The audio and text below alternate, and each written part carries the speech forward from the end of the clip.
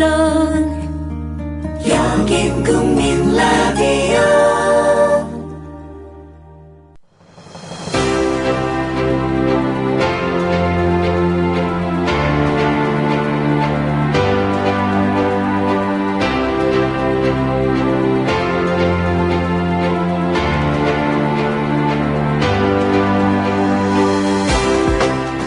물뚝심송의 독재유산 답사기.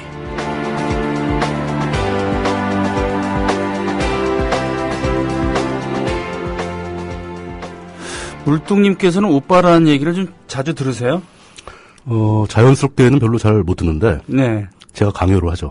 강요를 한다? 불러라, 오빠라고. 네. 저는 지금 전혀 면식도 없는 분이 지금 광고에다 대고 오빠라고 지금 그러고 있습니다. 네. 뭐 좋으시겠네요. 예.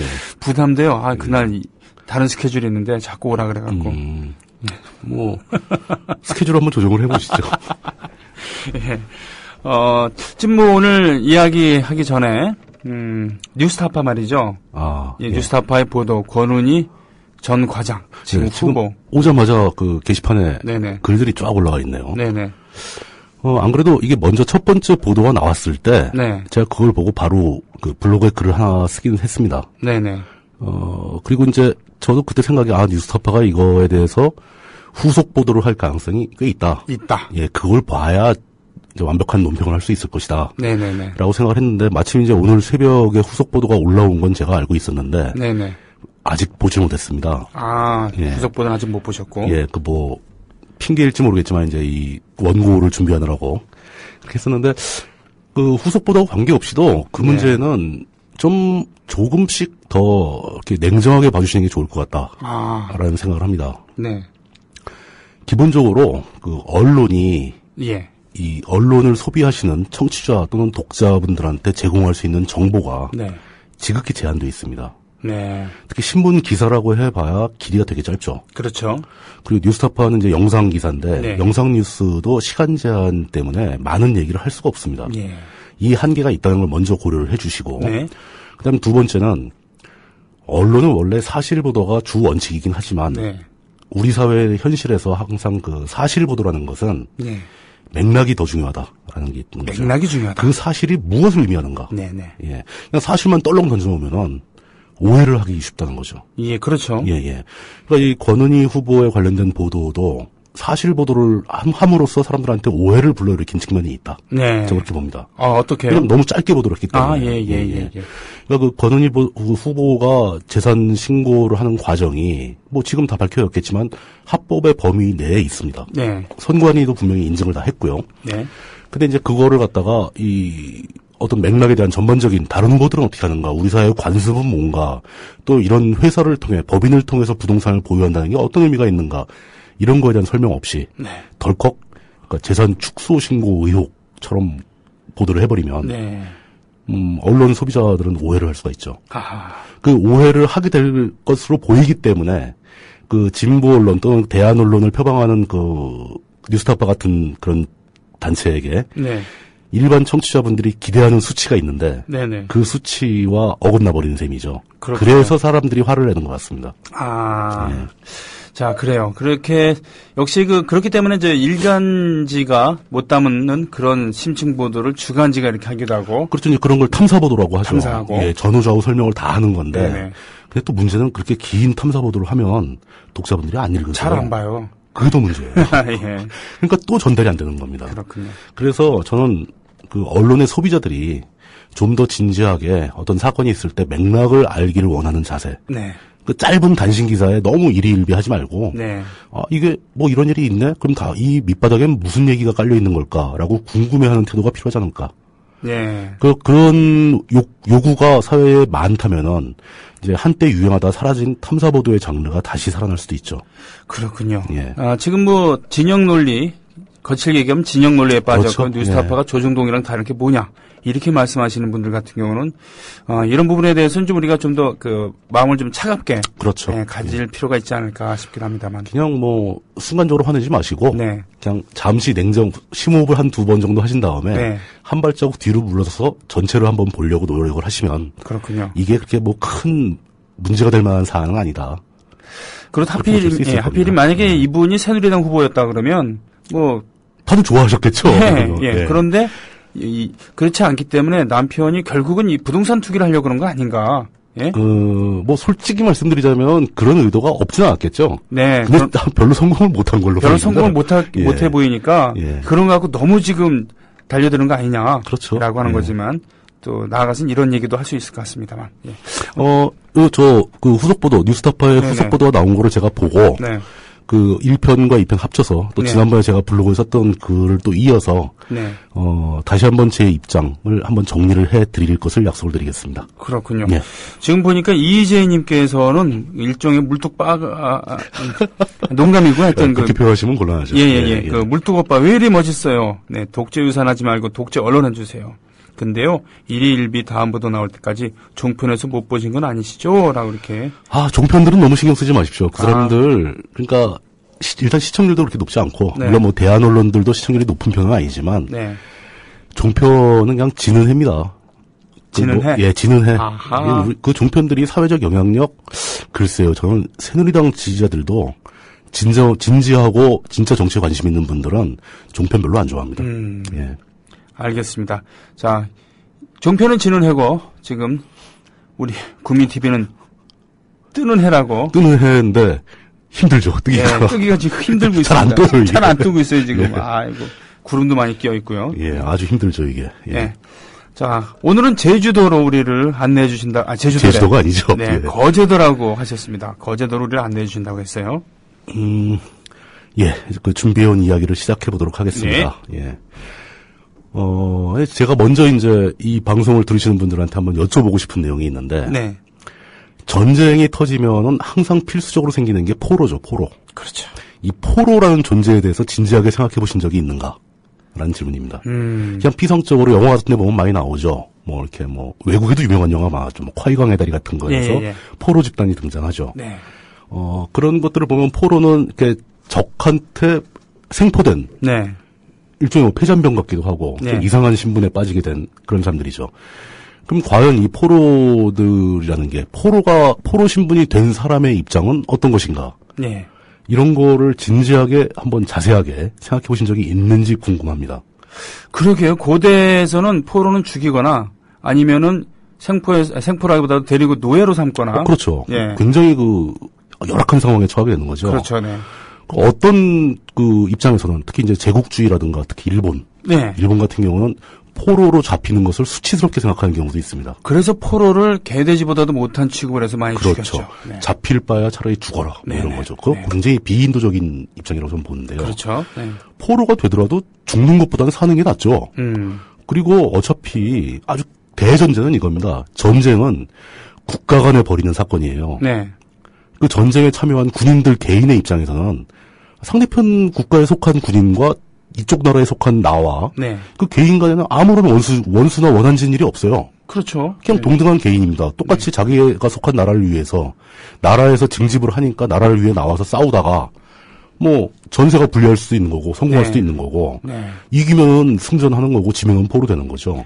그렇죠. 이기면 좋겠지만 어쩔 수 없이 졌을 때 정말 운이 나쁘면 죽는 거고. 저 같으면 개인적으로 우리 편 전세가 불리하면은 배신을 하겠다는 얘기는 아니고 재빠르게 항복할 겁니다. 그게 좋겠죠. 사람이니까. 그게 이제 사람이니까. 그리고 저는 인간의 생명이 모든 사상이나 국가적 가치보다 더 우선한다고 보는 입장이라서 특히 제 생명은 더 소중해요. 그럼요. 근데 이제 현실적으로 포로가 발생하면은 전쟁을 수행하는 그 국가의 입장, 당사자 그 국가의 입장에서는 아주 골치 아픕니다. 그렇죠. 이 포로라는 존재가 도대체 어디다 쓰냐 이거죠, 이걸. 그러게 얘들을 일 시킬 수도 없고 말이에요. 일은 가끔 시키죠. 전장정리, 전장 정리, 집 나르는 이런 건 시키는데 일단 먹이 살려야 될 거 아닙니까? 우리 것도 없는데. 우리 병사 먹일 것도 부족한데. 그리고 포로들 병 걸리면 치료해줘야 되잖아요. 그 포로들이 또 이렇게 몸이 멀쩡해서 포로가 되는 경우가 또 좀 드뭅니다. 상당수가 아주 높은 비율로 부상병들이거든요. 그렇겠네요. 다치기도 하고 그러면 우리 병사들 치료할 의약품도 모자른 판에 포로들 치료해주고 있고 이건 참 난처한 일이라는 거죠. 이래서 상당히 어떤 가치의 판단 문제가 좀 헷갈리는 게 또 포로들입니다. 그런데 언제부턴가, 그러니까 인류가 그나마 문명이 발전하고 야만에서 벗어나기 시작하면서 야만적인 상태를 넘어서기 시작하면서 이 포로들에게도 인권이 있다. 포로들도 네. 기본적인 인권은 보호되어야 한다라는 의견들이 나오기 시작했죠. 이게 오래된 얘기가 결코 아닙니다. 네. 아주 짧습니다. 인류의 긴 역사를 돌이켜볼 때 아주 기초적으로 이 포로를 보호해줘야 할 필요가 있다라는 사상이 많은 사람들한테 동의를 받고 그런 생각이 퍼져나간 것은 채 100년이 되질 않았습니다. 아, 그래요? 예. 수천 년의 역사 속에서. 예전에 말씀하신 대로 임진왜란 때만 해도 예. 포로는 죽이죠, 주로. 그렇죠. 아니, 그 중에 기술자들은 데려갔고요. 뭐 쓸모가 있다면 살려놓더라도. 네, 도공들을 그렇게 데려간 거잖아요. 포로라기보다는 그냥 납치한 거지만. 전공이라는 것은 주로 몇 명을 죽였는가로 측정이 되기 때문에 사람을 주로 죽이죠. 그래서 뭐 목은 보관하기 힘드니까 귀를 잘라가지고 보관을 한다거나. 그래요. 근데 귀는 양쪽이 있으니까. 네, 그것도 나누기 일을 해야 되는 점. 그러니까 이제 코를 베어가기도 하고. 뭐 코를 베기도 하고 뭐 이런 얘기들이 많이 있었지 않습니까? 네. 그렇게 포로는 완전히 짐승보다 못한 취급을 막 받고 네. 포로를 살린다는 것은 아까 얘기한 대로 이 포로가 어디 써먹을 때가 있을 때 네. 얘가 뭐 화약을 만들 줄 안다거나 아니면 뭐 건강해가지고 짐을 많이 나를 수 있다거나 뭐 이럴 때나 좀 살려두고 아주 최소한으로 생명만 유지할 정도로 열악한 음식을 줘가지고 네. 그냥 목숨만 붙어 있어라 뭐 이런 정도로 하는 그 진짜 야만적인 상황이 아주 일반적인 거였죠. 예. 근데 그러다가 최초로 이 포로에 대한 처우에 관심을 가지고 국제적으로 이 의견을 주장하는 사람이 여러분들이 다 아시는 이름일 겁니다. 그래요? 국제 적십자사를 창시한 앙리 듀낭. 앙리 듀낭. 이 사람이 맨 처음 얘기를 하게 됩니다. 아, 그래요? 예, 포로에 대한 문제도. 네. 1859년에 이탈리아 통일전쟁에서 프랑스군과 오스트리아군 사이에 벌어졌던 솔페리노 전투를 이 앙리 듀낭이 현장에서 목격을 하게 됩니다. 네. 전쟁의 참상을 느끼고 야 이건 도저히 이래서는 안 되겠다. 우리가 뭔가 좀 변해야 되겠다. 네네. 라는 생각을 하기 시작하죠. 그래서 1864년에 전장에 있는 부상병의 상태 개선을 위한 조약이라는 것을 제안을 합니다. 네. 그 제안이 이제 바로 앞서가지고는 이제 국제 적십자를 창립하기를 제안을 했고 사람들이 받아들였죠. 네. 그 적십자라는 것은 아군과 적군을 가리지 않고 치료를 해주겠다. 그렇죠. 네네. 이건 전쟁과 무관한 얘기다. 네. 근데 이게 사실은 좀 약간 좁은 시각으로 보면 말도 안 되는 얘기지만 왜 우리 편의 힘으로 네. 적군의 부상병을 치료해 주는가 말이 안 된다라고 생각하지만 그렇죠. 양쪽 부상병을 다 치료해 주면 서로 좋은 거죠. 우리 편도 전투력이 보호가 되니까. 예. 예. 그럼 저쪽도 동의할 수 있는 거죠. 그렇게 되면 전제가 돼야 되겠군요. 우리도 그렇죠. 치료해 줄 테니까 니네도 합의가 필요한 거죠. 예. 좀 야박하게 굴지 말고 인간적으로 서로 생각해보자. 예. 부상병 다친 사람 치료해야 또 군인 데려다 쓸 거 아니냐. 내일 당장이라도 휴전하고 그러면은 이제 이제 우리가 이제 친구가 될 수도 있는데. 그렇죠. 그렇죠. 예. 그 당시에 이제 각 국가별 지도자들이 생각해보니까 이건 양쪽에게 모두 이익이 되는 제안이다. 받아들일만 하다. 네. 라고 받아들이면서 세계적으로 퍼져나가기 시작한 거죠, 이게. 네. 이 개념이 그렇게 어려운 개념은 아닐 것 같습니다. 예. 근데 그런다 하더라도 또 막상 전쟁 상황이 되면 전투 현장에서는 지키기 힘들죠. 네. 내 동료 전우들을 막 죽인 적군이 포로로 잡혔을 때 인도적으로 대우해주긴 쉽지 않죠. 예. 흥분 상태에서는. 예를 들면은 독일군 같은 경우는 패망 직전에. 그럼요, 예. 연합군들이 빨리 와서 자기들 구해주길 바랬대요. 그럴 수도 있죠. 살아야 되니까. 왜냐면 소련군한테 항복하면은 좆된다는 소문이 있었거든요. 그것도 그런 게 독일군 자체가 소련군한테 아주 가혹했기 때문에 자기들이 한 짓이 있는 거죠. 한 짓이 있기 때문에 실제로도 소련군에게 잡힌 포로들은 생존율이 별로 높지 않았습니다. 생각해보면은 포로에 대한 처우는 다분히 복수의 감정도 섞여 있는 거예요. 그럼요. 예. 근데 복수의 감정을 마음껏 발산하는 것은 야만적인 상태죠. 네. 인간이라면, 문명화된 인간이라면, 네. 우리 편도 이렇게 당할 수 있으니, 우리가 먼저 저쪽 편을 잘 대해주면 네. 서로 잘할 수 있지 않느냐. 네. 이렇게 해서 인류 사회는 한 걸음 더 진보를 한 셈이죠. 네. 결국, 아주 서로 보편적인 가치가 구현이 안 되는 건 상대를 못 믿는 겁니다. 네. 우리가 얘들을 잘 대해준다 하더라도 저쪽에서는 우리 편을 괴롭힐 수도 있잖아. 그렇게 되면 못 지키는 거죠. 그럼요. 예. 그러니까 결국은 이 불신이 역시 우리 사회에서 가장 큰 적이 아닌가 싶은 그런 생각도 듭니다. 네. 불신 얘기하니까 갑자기 그게 또 떠오르죠. 뭡니까? 한반도 통일을 위한 박근혜 대통령이 제안한 신뢰 프로세스. 신뢰 프로세스. 예. 이 신뢰를 쌓는다는 건 굉장히 힘든 겁니다. 그리고 그렇죠. 절대적으로 항상 상호적인 겁니다. 서로 같이 해야 돼요. 예. 우리만 신뢰를 쌓겠다고 막 아무리 떠들어봐야 상대편이 안 하면 끝인 거죠. 예, 예. 근데 한반도 신뢰 프로세스라는 걸 제창을 해놓고 네. 정작 그 신뢰의 당사자는 북한인데 네. 다른 나라에 가서만 얘기하고 있으면 그러게 말이에요. 북한은 뭡니까? 그게 신뢰가 아니고 신뢰죠. 신뢰죠. 예, 신뢰한 겁니다. 예, 이건 신뢰라는 말에 어떤 이미지만 차용을 하겠다는 뜻이지 네. 실제로 신뢰를 구현하겠다는 생각이 없는 거죠. 네. 그러니까 신뢰와 불신에 대한 얘기 때문에 약간 옆으로 샜는데. 아, 예. 예. 어찌되었거나 뒤낭은 이제 최초로 그 포로에 관한 규약 같은 걸 제안을 했고요. 이게 네. 점점점 확대돼 가면서 아주 이제 결정적으로 1949년에 유명한 그 4조약, 4개의 조약이 체결됩니다. 네. 국제적으로 체결되는 거죠. 1949년에 예, 스위스 제네바에서. 아, 이게 예. 그 제네바 조약입니까? 그 유명한 제네바 협약. 아, 네네네. 그 전쟁 영화 보면 맨날 나오죠. 포로들이 제네바 협약에 이거에서 나는 보호해야 된다 뭐 이런 얘기 하잖아요. 네. 그 조약입니다. 예, 예. 이게 4가지가 서로 다른 조약 4가지를 기존에 있었던 조약을 확대 개편하면서 하나로 모은 거죠. 아. 예. 첫 번째가 역시 아까 내가 얘기해 놨던 부상자에 관련된 거. 전장에 있는 군대의 부상자 및 병자의 상태 개선에 관한 조약이 첫 번째 조약인데 네. 이건 아까 얘기한 대로 1864년도에 최초 체결됐다가 1949년도에 포괄적으로 확정된 거죠. 네. 두 번째는 전쟁 상태가 아니고 전쟁 상태 물론 포함이죠. 네. 바다에서의 조난자의 상태 개선에 관한 조약입니다. 바다에서 배가 태풍 맞아가지고 막 조난당할 지경이면 네. 적국이건 우리나라랑 친한 나라건 무조건 구조해준다. 아, 예, 예. 이건 인간이기 때문에. 그렇죠. 예. 이것도 굉장히 중요한 거죠. 네. 1907년에 헤이그 협약에서 최초 이 얘기가 나왔다가 네. 역시 이것도 49년도에 이 제네바 조약에 포함됩니다. 네. 그리고 세 번째가 바로 그 우리가 지금 얘기하고 있는 포로의 대우에 관한 조약입니다. 네. 이건 1929년에 최초로 제안되어서 채택되었다가 49년도에 여기 포함되면서 확정된 거죠. 그리고 이제 네 번째가 전시에 있어서의 평민 보호에 관한 조약. 예. 적국의 평민도 보호해야 된다. 아하. 그게 1907년 역시 헤이그 협약에 최초로 나왔다가 49년에 확정된 거죠. 그러면 이 제네바 협약이란 것은 이 협약계의 만리장성이라고 볼 수 있겠군요. 그렇죠. 거의 포괄적으로 전쟁이나 뭐 위급한 재난 상태에 빠졌을 때 네. 우리 편이건 적군 편이건 가리지 말고 사람이라면 다 서로 도와라. 만리장성도 살려라. 사실은 진시황이 만든 게 아니라 있던 거를 이은 거잖아요. 그렇죠. 예. 네, 보수하고. 기존에 있던 조약들을 다 끌어모아서 네네. 포괄적으로 아주 많은 나라의 참여하에 동의를 받은 겁니다. 공식적으로는 우리가 아는 거의 모든 나라가 이 조약에 참여를 합니다. 아, 네. 그리고 뒤로 안 지켜요. 아이고. 항상 그게 문제죠. 예. 이게 문제예요. 네. 예. 근데 그 뒤로는 이제 모든 벌어진 전쟁 상황에서 특히 2차 대전 끝난 뒤죠, 49년이면 사실. 네. 예, 거의 그 한국 전쟁이 제네바 협약 이후 최초의 전쟁인데 네, 네. 사실 잘 안 지켜졌죠. 네. 많이 지키려고 노력은 했지만 제대로 지켰으면 우리가 지금 오늘 이 얘기 안 합니다. 이 얘기 안 하죠. 네, 예. 이 얘기 안 합니다.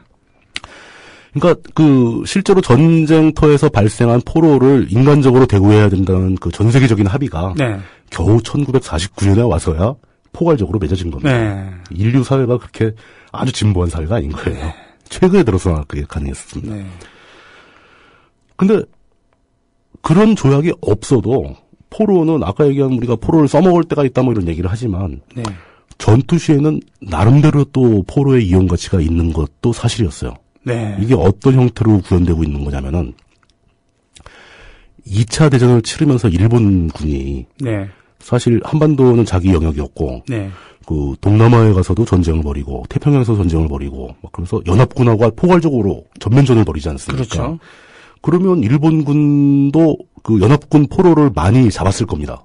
많이 잡았죠. 예. 근데 일본군의 전통은 포로가 되는 걸 굉장히 수치스럽게 생각을 했잖아요. 예. 그 포로에 대한 가혹행위를 많이 했죠.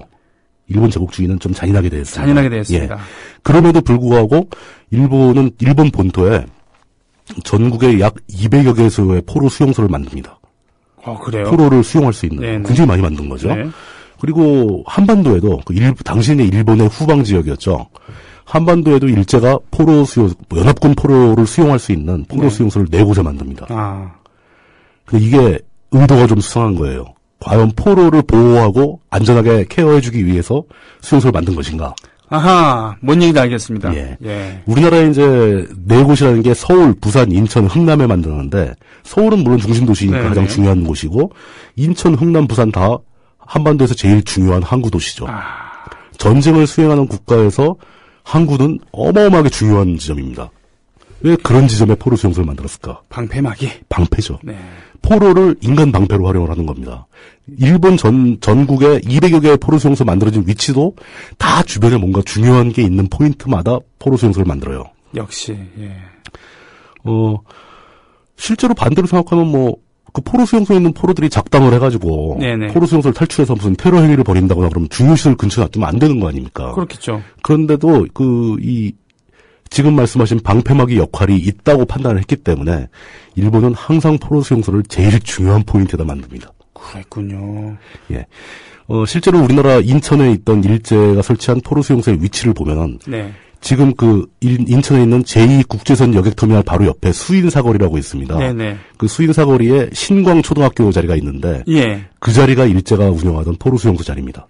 와, 국제선 여객터미널 바로 옆, 지금 그랬던 그렇죠. 예, 예. 예전에도 거기 중요한 장소였겠군요. 인천의 가장 중심 번화가 중에 하나였고. 네네. 그 바로 옆에 이제 그 항만시설이 있는 거죠. 네네. 폭격당하면 심각한 상황이죠. 예. 거기다 한 가운데 포로 수용소를 딱 갖다 놨는데 그 바로 옆에는 뭐도 있었냐면은 신사도 있었어요, 신사. 아. 일본 사람들이 중요하게 생각하는. 애지중지하던 그 신사. 네. 그러니까 이 자리에 절대 폭격을 못하게. 네. 그 일본 제국주의는 그 포로 수용소를 그 연합국의 폭격에 대한 방패막이로 썼다. 참 꼼꼼해요. 꼼꼼하죠. 네. 가크만큼이나 꼼꼼하네. 또 재밌는 게 서울에도 일제 포로 수용소가 있었거든요. 근데 네. 그 자리가 용산에 있었는데 네. 그 신광 학원 자리예요. 여기도 신광이에요? 인천도 신광이. 근데 둘이 이름이 같거든요. 네. 딱 머릿속에 떠오르기는 이게 누군가가 일본의 포로 수용소 시설을 불화를 받아서 네. 거기다 양쪽 다 학교를 세운 건가. 라고 추정할 수 있겠지만 확인을 못 해봤어요. 네. 믿지 마세요. 네. 예. 네. 자, 이렇게 해갖고 예. 중요한 곳에 포로 수용소를 지었다. 이런 경우도 있었다라는 그러니까 이야기. 이제 인도적인 처우에는 별로 관심이 없는 일제도 네. 사실 제네바 회박이 체결되기도 전이잖아요. 이게 네. 49년에 와서 체결되는 거니까. 네. 그 포로 수용소를 이제 자기네들 시설을 보호하기 위한 용도로 썼다. 네. 뭐 이런 얘기가 되는 거죠. 이제 그러던 차에 이제 우리는 해방을 맞이했고 조국의 분단이라는 엄청난 비극이 발생을 했죠. 네. 그것만으로도 부족해서 그 분단된 두 국가가 전쟁을 시작했습니다. 감당하기 힘든 일이었죠. 네. 전쟁 초기에는 우리가 북한군 포로를 잡을 여유도 별로 없었어요.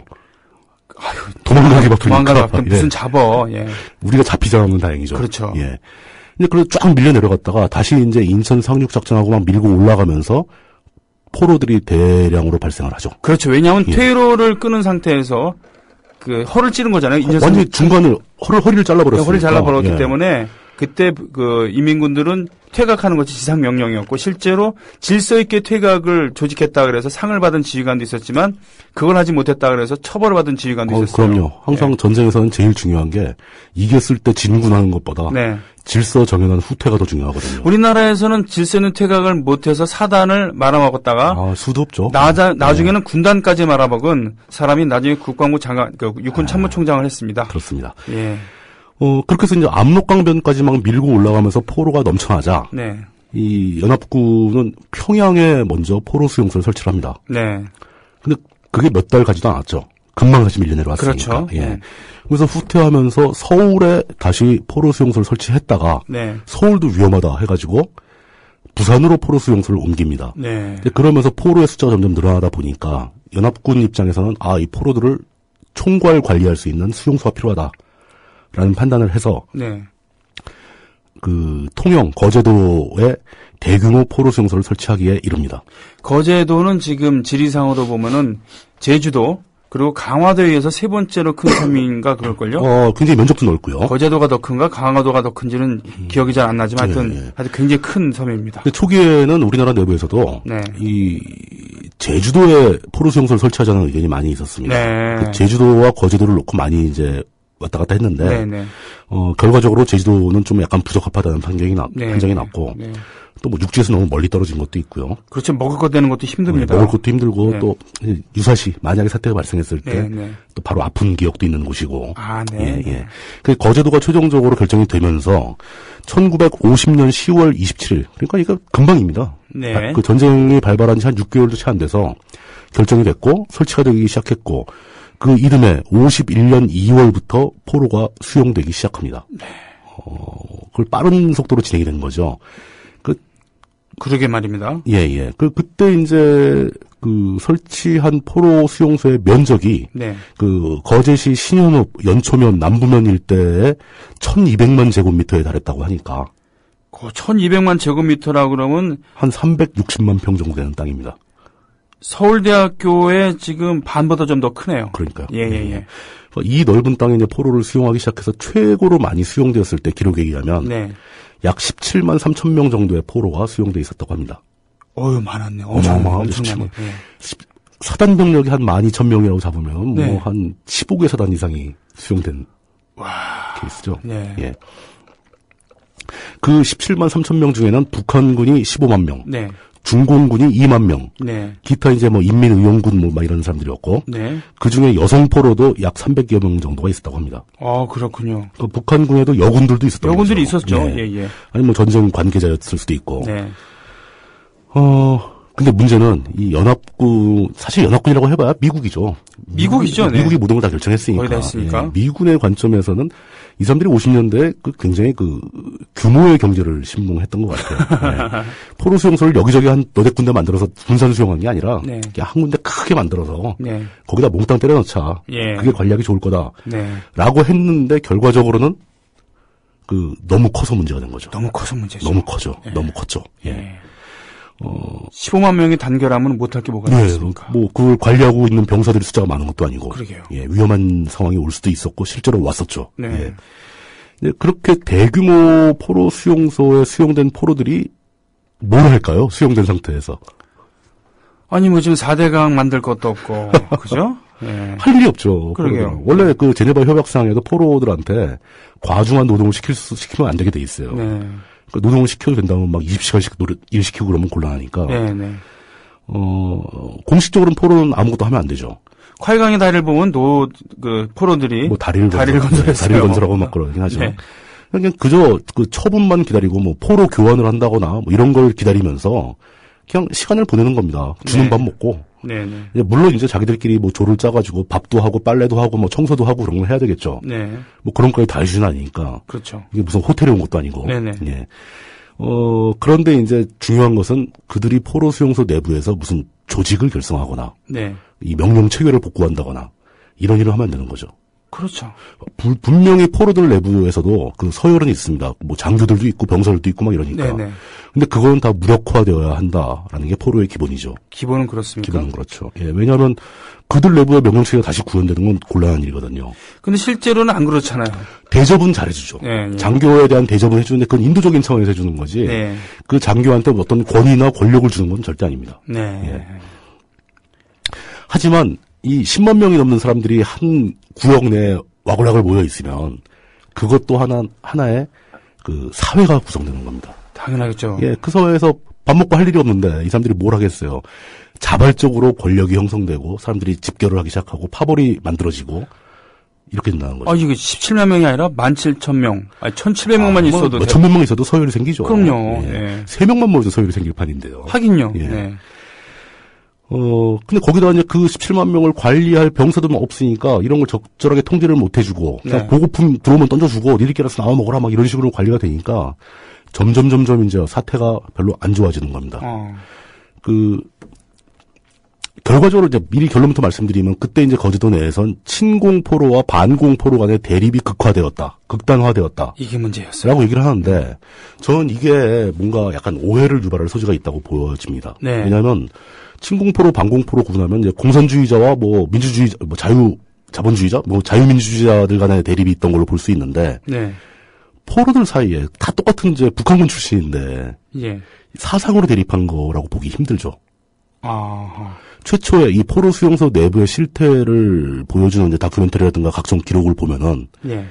최초로 발생하는 권력은 흡사 조직폭력배 비슷하게 발생을 합니다. 그래요? 여기서는 제일 먹어주는 게, 우선되는 게, 일단 완력, 육체적인 힘이에요. 네. 주먹 싸움을 해서 이길 수 있는 사람이 높은 겁니다. 그리고 두 번째는 또 굉장히 중요한 권력 중에 하나가 영어 실력입니다.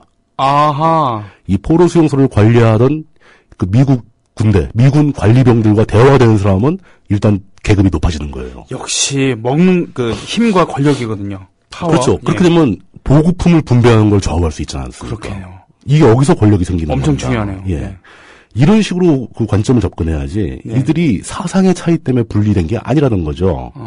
이 권력을 가진 사람들이 등장하게 되면 권력자들끼리 주도권 싸움, 즉 헤게모니 다툼, 조폭 용어로 치면 나와바리 싸움이 벌어지는 거죠. 그러게요. 네. 그러려면 각자 자기 조직에 사람이 많이 들어와야 된다는 거 아닙니까? 네네. 그럼 어떻게든 연출과 안면과 무슨 사람의 속에 이런 네트워크를 구성해서 우리 편 내 편을 가르기 시작한다는 거죠. 네.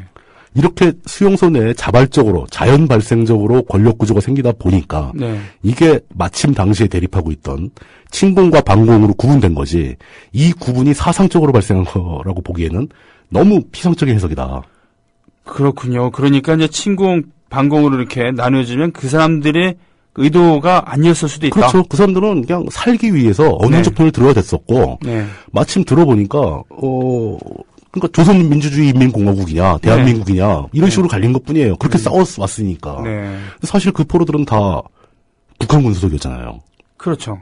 같은 군대 소속이 이렇게 갈리냐? 네. 라는 건 이해가 힘든 거죠. 그렇긴 합니다만. 예. 하긴 그 중에서도 자발적이 아니라 북한에서 내려온 인민군도 있었지만 그럼요. 예. 의원군 출신도 있을 테고, 그죠? 그런데 그런 사람들 특히 이제 이 대한민국과 좀 더 친분이 있는 북한군들, 네. 그러니까 남쪽에서 선발되는 의원군이라든가 그렇죠. 이런 사람들은 그 전통적인 북한군들과 사이가 나쁠 수가 있잖아요. 그렇죠. 예. 그러니까 네. 나는 그럼 대한민국 편 들랜다라고 그렇죠. 이렇게 자연스럽게 강요된 분리가 벌어지는 거죠. 그럴 수도 있겠고. 예, 자발적으로 사상적으로 구분된 건 아니다.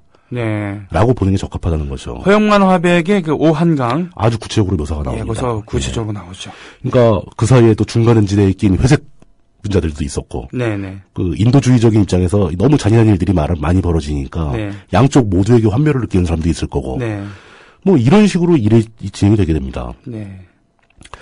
이게 재밌는 게 우리나라에만 거제도 포로 수용소가 있었던 게 결코 아니죠. 북한군한테도 포로가 있었을 거 아닙니까? 있었겠죠. 그러니까 북한군한테 잡힌 이 대한민국 국군 출신의 포로.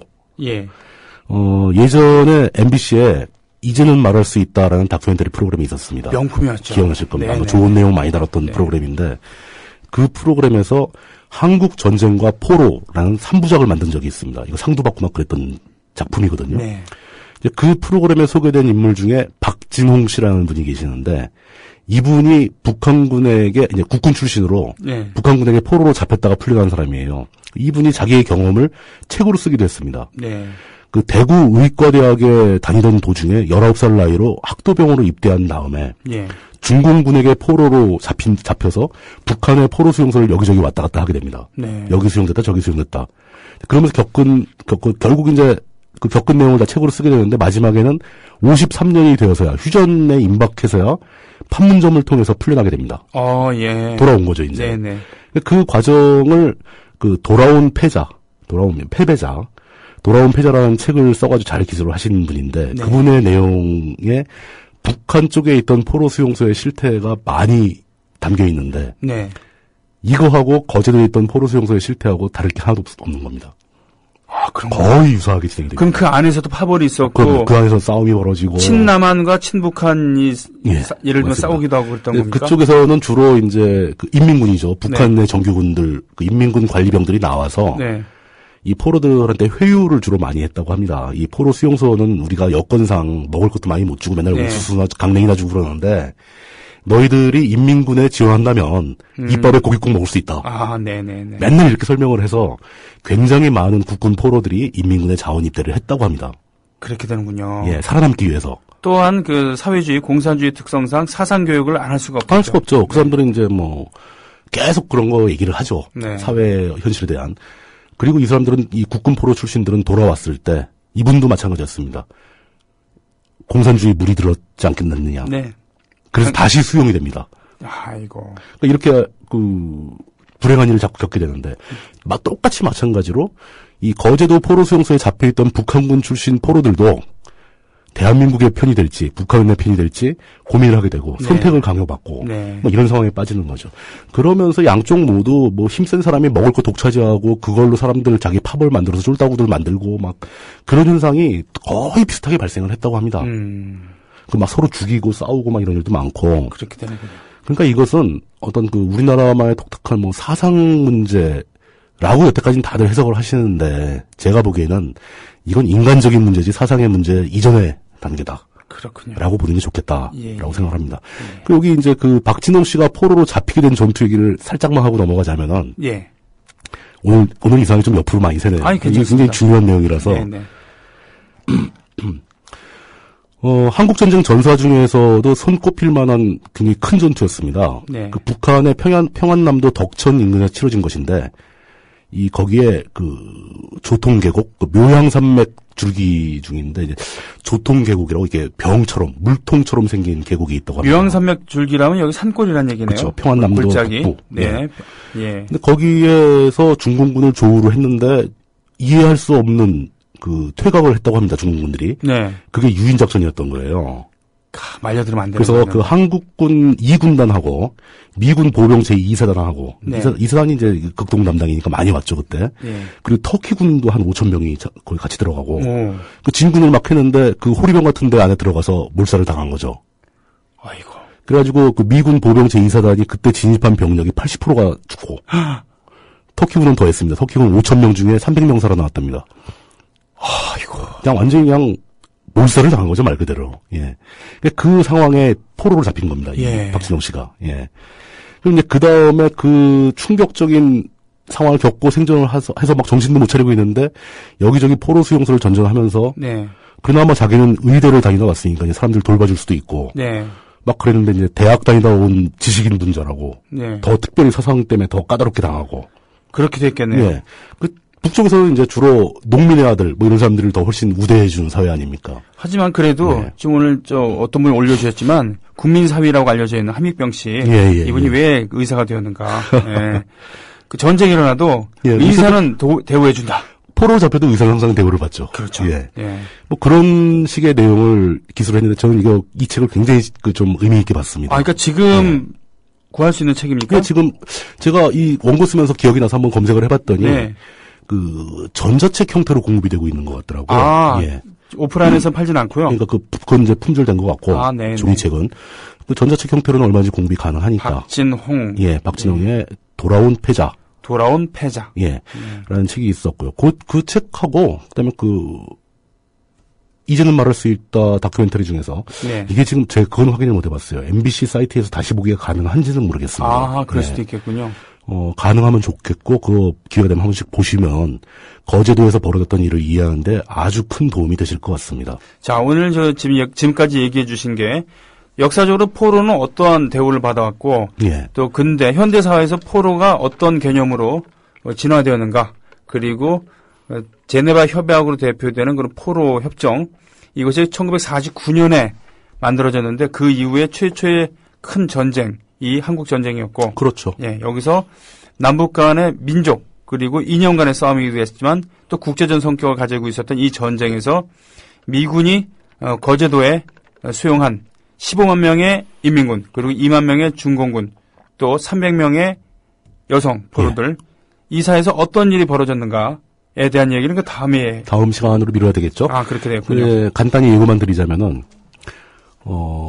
이렇게 비교하면 또 오해하실 분이 있지만 결코 오해는 아니고 이제 현실적인 얘기입니다. 네. 북한에 있었던 수많은 분산된 포로 수용소에서 벌어진 참상보다 거제도 포로 수용소에서 벌어진 참상이 훨씬 더 잔인하고 끔찍했습니다.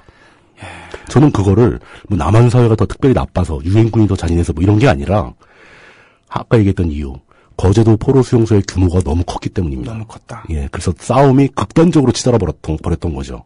더군다나 억압된 그런 상황에서 그렇죠. 그렇죠. 예. 예. 그게 어떤 잔인한 일들이 있었고 그 사건이 실제로 그 이승만 원래 주제는 우리는 지금 독재유산 답사기 아닙니까? 독재유산 답사기. 예, 이승만의 독재와 어떻게 연관이 되는 건지 그거에 대해서는 다음 시간에 설명드리는 걸로 하도록 하겠습니다. 예, 그러고 보니까 이런 부분을 이제 인도적인 관점, 또 이념의 문제로 설명한 것은 많이 봤습니다만 역사적으로 이것을 독재의 관점으로 푸는 것은 이 물뚝심송의 독재유산 답사기가 처음이 아닐까 싶습니다. 다음 주에는 그야말로 더 오싹한 그런 남양 특집으로 기대하셔도 될 것 같습니다. 자, 다음 주에 뵙겠습니다. 예, 감사합니다.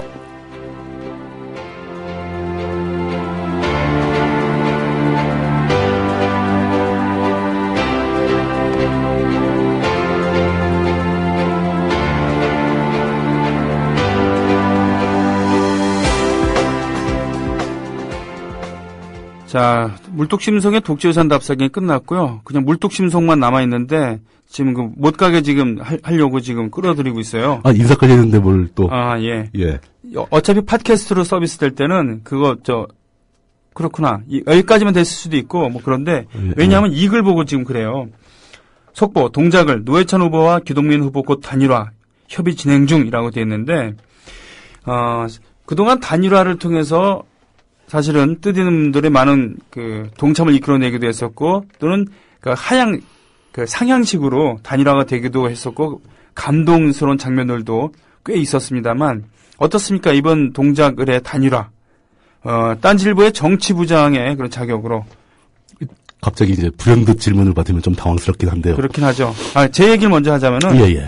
이번에 동작을 같은 경우는 지금 우리나라의 정치 지형을 그대로 보여주면서 왜냐하면 여기 새정치민주연합 새누리당 출마를 했는데 둘 다 여기 살지 않은 사람이 정략적으로 공천이 됐고 또 그 안에서는 어떻게 보면 세대라고도 할 수 있나요? 전대협 세대의 절친이라고 합니다만 그 두 사람의 시험에 들게 하고 그리고 그것은 야당 두 대표의 역학관계에서 비롯된 부분이 있었는데 여기 또 하필이면은 진보계열의 슈퍼스타인 노회찬 전 의원이 합류를 하고 그리고 우리도 예수말 수는 없다 그러면서 약방에 감춰 통합진보당도 출마를 합니다. 그리고 원래부터 진보의 싹을 틔려고 했었던 김종철 후보는 원래부터 진보의 자리를 지키고 있었습니다만 이상하게 존재감이 없는 사람으로 전락되어 갖고는 참 이러고 있고 이런 와중에 단일화가 지금 임박해 있다라고 하는데 합의를 본다고 했으니까 합의가 나오겠죠. 어떻게 되겠죠? 예, 뭐 단일화 합의가 되면은 뭐 어떤 방식으로든지 간에 단일 후보를 누구로 할 것인가를 골라야 되겠죠. 뭐 경선을 하건 뭘 하건. 그렇다 그러면 아까 처음에 우리 인트로에서 말씀하신 좀 냉정한 머리로 차가운 머리로 얘기를 한다 그러면은 어떤 얘기를 할 수 있을 것 같습니까? 해당 지역구 유권자 여러분들의 선택에 달려 있습니다. 네. 그러니까 아마 경선이나 뭐 선거인단을 구성하고 이럴 시간적 여유가 없을 테니까 여론조사로 가게 될 가능성이 많겠죠. 네, 여론조사. 그렇게 했을 경우에 그 어느 후보가 이 해당 지역구를 대표할 수 있는 자격이 있는가를 선택할 권리는 그 지역의 유권자분들한테 모두 달려 있는 겁니다. 그런데 지금 단일화 시점이 내일이라고 하지 않습니까? 예, 아주 급박하게 진행이 되고 있겠죠. 예. 아마 전화 여론조사를 하지 않을까 싶긴 한데. 그러면 오늘 예를 들면 오늘 밤이나 내일 오전 중으로 여론조사를 해갖고 그렇죠. 오후에 발표를 한다. 예, 뭐 랜덤하게 전화를 걸어서 물어봐야죠. 그게 아니고 그냥 단순히 합의에 의해서 누군가가 사퇴하고 뭐 이런 거는 힘들다고 봐야죠. 예를 들면 지금 이럴 것 같습니다. 노회찬 의원 쪽에서는 그동안 여론조사를 보면 내가 지명도가 꽤 높고 지방선거는 지명도 싸움이야. 그러니까 그럴 수 있죠. 재보선은 지명도 싸움이야라고 했을 테고 새정치민주연합 쪽에서는 아니다. 그래도 제1야당이고 여기 조직세가 만만치 않고 또 내가 짓밟을 것 같지만 호동준이 그동안 한 게 얼만데 뭐 이랬을 거 아닙니까? 솔직히 말씀드려서 동작을 같은 경우에는 굉장히 난감한 지역구죠. 그렇죠. 진보의 올스타전도 아니고 유명한 사람 다 나왔어요. 네. 뭐 노회찬 후보도 그렇고 김종철 후보도 그렇고 다 나오셨고 그 새정치민주연합은 왜 거기서 공천을 이제 그렇게 해가지고 그 초반부터 이렇게 굽히고 들어가야 되는지 그리고 뭐 이런 얘기하자면 한도 없겠지만 부디 그 후보자분들끼리 잘 얘기해서 좋은 결과 있으시길 빌 뿐입니다. 자, 이 물뚝심송님 그 막판에 이렇게 비겁한 모습.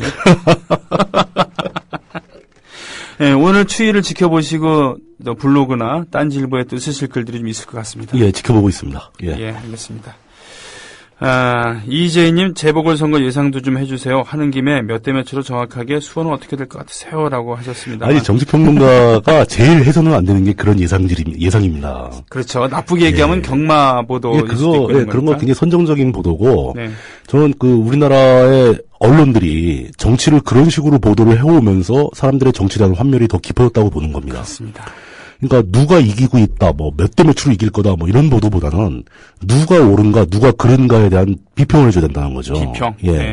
그리고 사람들이 관심 없는 지역구에 대한 얘기도 해줘야 되는 거고. 그렇죠. 근데 그렇게 했을 경우에 시청률이나 열동률이 안 나오니까 자꾸 선정적인 보도로 흘러가는 겁니다. 하긴 지금 서산에 가면 조한기 후보, 새정치민주연합의 조한기 후보가 계신데 이분은 서울에서 오랫동안 보좌관으로 일을 하기도 하고 뭐 했습니다만 지역에 가서 털을 닦은 지가 꽤 몇 년이 됐습니다. 지난번에는 후보자로도 선출이 못했을걸요? 뭐 그랬을 텐데. 예. 이번에는 또 그런 분들도 계시고 그럼요. 말이죠. 예. 또 우리가 잘 안 보여서 그렇지, 진보의, 개혁의 싹을 틔우는 분들도 계실 겁니다. 그렇죠. 그렇게 지역에서 어떤 특별한 유명세 없이 꾸준히 노력해 오시는 많은 분들이 계시거든요. 네. 언론이 할 일은 그런 분들에 대한 정보를 청취자나 독자들한테 전달하는 게 역할이라는 거죠. 그렇군요. 잘 나가고 유명한 정치인들 얘기만 하면서 저 사람이 이번엔 7대3으로 이길 거야 뭐 이런 얘기는 하등 도움이 안 됩니다. 저는 지금 뭐 정치평론가가 아니지만 아무튼 그래도 지금 마이크를 잡고 있기 때문에 예. 제가 하는 얘기가 어떤 공적인 그런 의미를 준다고 할 수도 있겠어요. 그런 책임은 있죠. 예. 예. 하지만 미안하지만 정말 이번 동작을만큼 뭐라 그러나 제가 만약에 동작을에 살고 있었으면은 이렇게 참담한 기분으로 선거를 보는 치러야 되는 선거가 또 있었을까? 유권자 여러분들은 속상하시겠죠. 그렇죠. 예. 아니 도대체 우리 동네를 뭘로 보고 지들이 다 몰려와갖고. 이렇게 다 그러니까 쉽게 말하면 뜨내기들이 몰려와서 자기들끼리 싸우고 있는 그런 판국인데. 그렇죠. 떴다방 아닙니까 지금. 기분 나쁘죠. 기분 예. 나쁘죠. 예. 동작을. 반성할 필요가 좀 있습니다. 정치인들이. 예. 예. 그래서 어떤 결과가 나온다 하더라도 저는 전혀 놀라지 않을 준비가 되어 있습니다. 예. 나경원이 국회의원이 된다고 해갖고 저는 굉장히 정말 있을 수 없는 일이 벌어졌어라고 할 것 같지는 않아요. 단일화의 결과에 따라서는 대등한 경쟁이 벌어질 수도 있으니까. 네. 아까도 말씀드렸지만 항상 한 발자국 뒤로 물러서서 심호흡을 2번쯤 한 다음에 냉정하게 지켜보는 자세. 좋습니다. 이게 제일 좋을 것 같습니다. 심호흡 2번? 자, 시간이 얼마 안 남았습니다만 감동적인 단일화라도 이렇게 해주세요. 그러면. 예. 자, 이희재님께서, 볼 수 있다고 되어 있습니다. 한국 전쟁과 포로 3부작. 철조망 속의 전쟁, 철조망 속의 지배자들 해서 2004년 7월 달에 맞습니다. 예. 네, 2004년도에 했었습니다. 예, 고맙습니다. 이재님 덕분에 오늘 불독심송의 독재유산 답사하게 더 풍부하게 할 수 있었습니다. 자, 이제 진짜 가셔도 됩니다. 네. 진짜 끝난 거죠? 예. 네. 감사합니다. 예. 예. 예, 동그라미님, 문광님, 다크신사님, 석양의 건매님, 예, 로우니님, 디폭스님, 이런 분들, 워렌 버핏 67조님, 이런 분들, 예, 많은 의견 내주셨습니다. 고맙습니다. 이희재님께서는 굉장히 궁금한 게 많으시군요. 물뚱님의 블로그나 이런 데서 소통하시면 될 것 같습니다.